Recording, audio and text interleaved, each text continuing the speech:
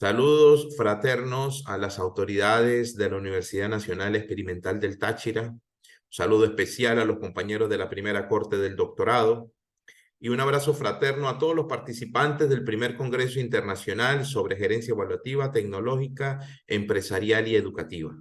Para mí es un placer participar de este primer Congreso de Evaluación en el que he querido traer una disertación que lleva por nombre un constructo sociocrítico de la dialéctica intercultural indígena, YUCPA, en el subsistema de educación universitaria. Para ello vamos a desarrollar unas temáticas, vamos a hablar de un pequeño resumen que toca unos puntos que son necesarios considerar para empezar el tema. Empecemos hablando en este sentido sobre quiénes son estos indígenas Yucpa, que son así como la población que entrará en dialéctica o en relación intercultural con el sistema de educación universitario.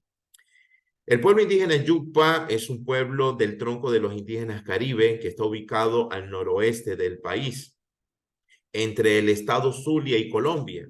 Se habla de que son indígenas migrantes transnacionales. Normalmente son nómadas entre Colombia y Venezuela, se están moviendo una y otra vez.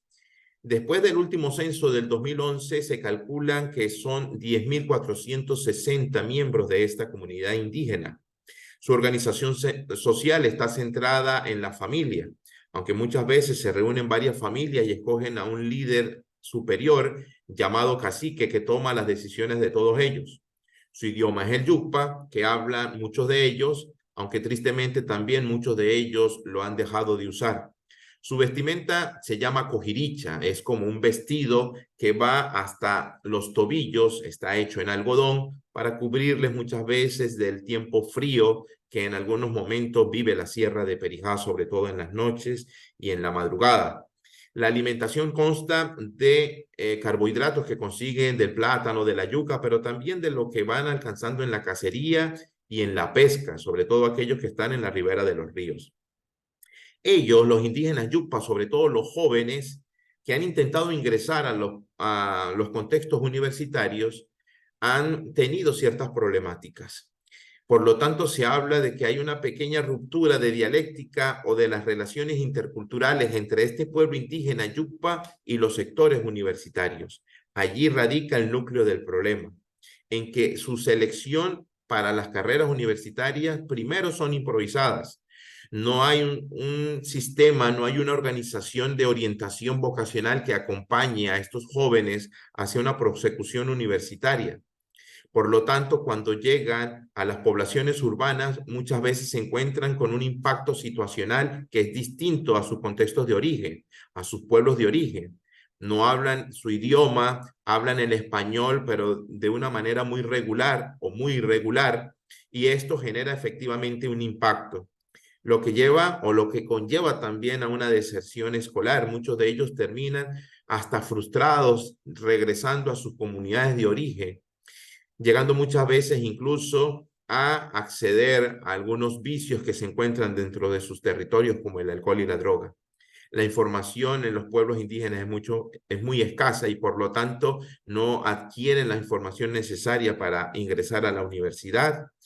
La crisis económica del país agudiza toda esta situación y por lo tanto se da un momento de discriminación en estos pueblos, que termina en la llamada vergüenza étnica por parte de ellos mismos, al sentirse discriminados. No se autodeterminan y no se consideran verdaderamente yucpas. Por lo tanto, ahí está el núcleo del problema.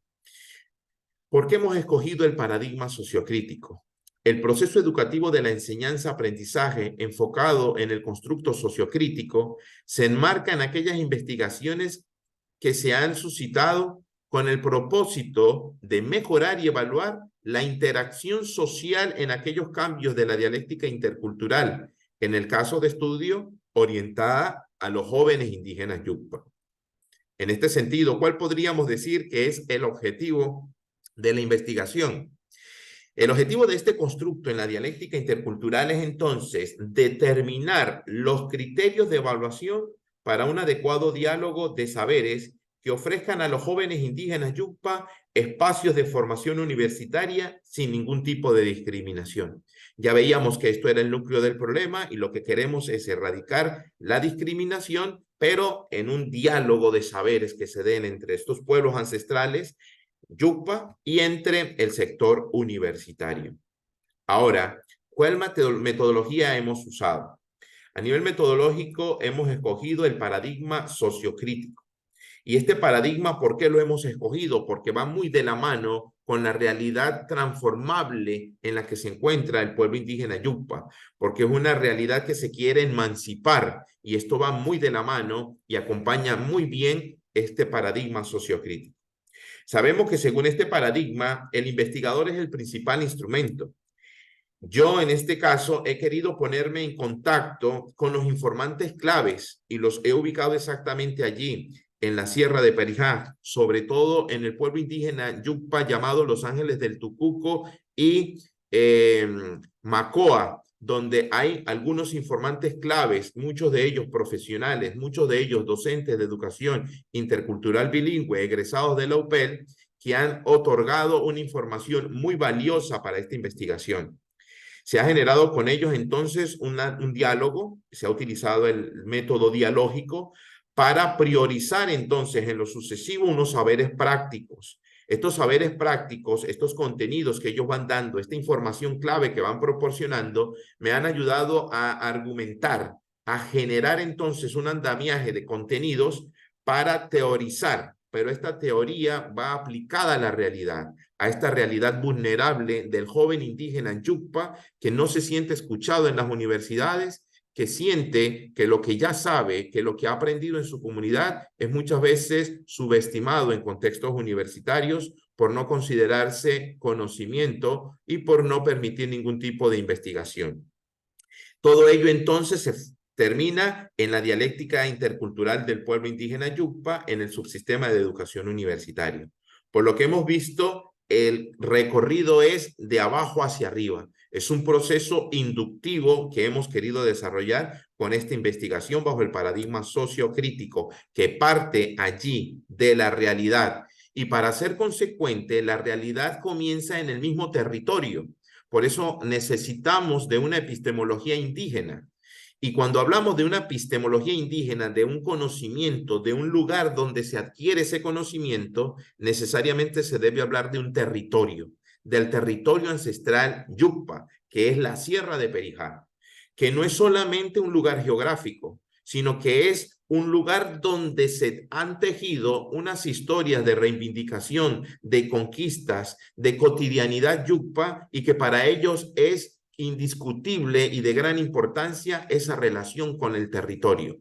No es una posesión, no es un producto, no es algo mercantilista que el indígena Yucpa posee y tiene, sino que es alguien, incluso se le da la categoría de ser vivo y con quien entran en relación. El territorio, por tanto, es donde comienza este conocimiento. Es allí donde viven ellos y donde se han tejido las cotidianidades de sus usos y costumbres y por lo tanto de su cultura. ¿Por qué hablamos de que es importante el territorio? Vale la pena mencionar el caso de los indígenas Aguastigni, un pueblo indígena de Nicaragua que le ganó al Estado de Nicaragua. ¿Qué pasó allí? Según la Corte Interamericana de Derechos Humanos, el Estado de Nicaragua es responsable de las violaciones al derecho a la propiedad en forma activa, consagrado en el artículo 21 de la Convención, al otorgar una concesión a la compañía Sol del Caribe, Solcarsa. Ellos han realizado en las tierras de los Aguastigni construcción de carreteras y explotación de madera sin ningún tipo de autorización de los pueblos indígenas, sin su consentimiento, sin ningún tipo de comunicación. No se les ha consultado, no se les ha hablado de ningún tipo de censo y por lo tanto han violentado el territorio, han violentado esto que es tan importante, han violentado la epistemología indígena de los Tigni y llevada esta denuncia a la Corte Interamericana de los Derechos Humanos, ha ganado entonces Aguastigni frente al Estado de Nicaragua y la sentencia del 31 de agosto del 2001 determina que el Estado de Nicaragua debe indemnizar al pueblo Aguastigni por habérsele violentado su territorio. Es importante en este sentido lo que ha pasado en este caso de los Aguastigni. El relator que tenían los pueblos indígenas para ese tiempo, James Anaya, indica dentro de su investigación de este tema. Él dice, los testimonios de los líderes indígenas Aguastigni en la audiencia revelaron la historia de un pueblo y su territorio y de una lucha para mantener la relación entre ambos. Los expertos jurídicos y los científicos sociales que también testificaron dieron un contexto a esta historia, ofreciendo perspectivas en torno a las implicaciones más amplias y validando la perspectiva del territorio descrita por los líderes indígenas. Los jueces de la Corte Interamericana consideraron entonces lo dicho y lo vivido por los líderes indígenas, sobre todo por los ancianos, que incluso los relatores hablan que lloraban cuando peleaban por el territorio, no como posesión, sino porque estaban quedándose sin su núcleo vital de vida, que es el territorio. Esto entonces fundamenta una epistemología indígena, una realidad que comienza desde abajo, desde la realidad de la Sierra de Perijá, en el caso de los indígenas Yucpa, que es donde viven sus usos y costumbres y donde se desarrolla el deseo de querer progresar también y de querer mejorar.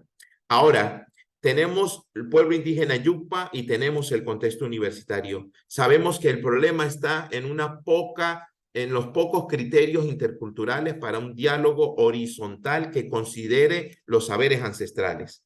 Por lo tanto, tenemos unos desafíos interculturales y eso ha sido uno de los objetos de investigación también. En este sentido, el derecho tiene un gran desafío intercultural, pasar de visiones parciales y monistas a visiones holísticas y pluralistas que consideren verdaderamente el sentir de los pueblos indígenas.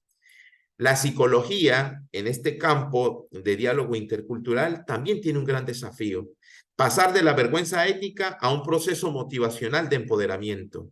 La pedagogía tiene el desafío de pasar de modelos educativos neocoloniales, porque no son los coloniales ahora, sino neocoloniales, nuevas maneras de esclavizar, a modelos educativos propios y diferenciados. La teología incluso tiene la necesidad y el desafío de pasar de religión bancaria a un protagonismo espiritual. Y la evaluación tiene también el gran desafío de pasar de procesos evaluativos etnocéntricos a procesos evaluativos interculturales. Si hablamos entonces de un proceso de evaluación intercultural, estaríamos hablando de un proceso de inclusión social y de transformación de la realidad indígena. Podrían ingresar efectivamente ellos entonces a la universidad y sentirse protagonistas de su aprendizaje, recibiendo, claro está, lo que la universidad les proporciona como conocimientos occidentales, pero también ellos entrando en debate, ofreciendo lo que saben desde sus conocimientos ancestrales. Ahora, ¿cuáles son los criterios que debe tener una evaluación intercultural? Primero, que sea efectivamente intercultural, que sea efectivamente un diálogo entre culturas. Luego, que nunca pierda una reflexión que debe estar dándose continuamente, porque la pretensión de la neocolonia siempre va a estar permanente en cualquier tipo de relación. Por lo tanto, un proceso de continua reflexión evitaría cualquier discriminación. Y tercero, un proceso propio y diferenciado, y estas dos palabras son significativas. Los pueblos indígenas piden que los procesos sean propios y diferenciados, que no sean copias del mundo occidental, sino que se les respete su autonomía y también su propia realidad, ¿no? Que sean diferenciados, que se les considere que son ellos capaces de producir también un conocimiento. Para terminar, quiero cerrar con esta frase. En esta perspectiva, hablar de dialéctica es hablar de razonamiento, lógica, reflexión, diálogo, explicación, indignación y conversión.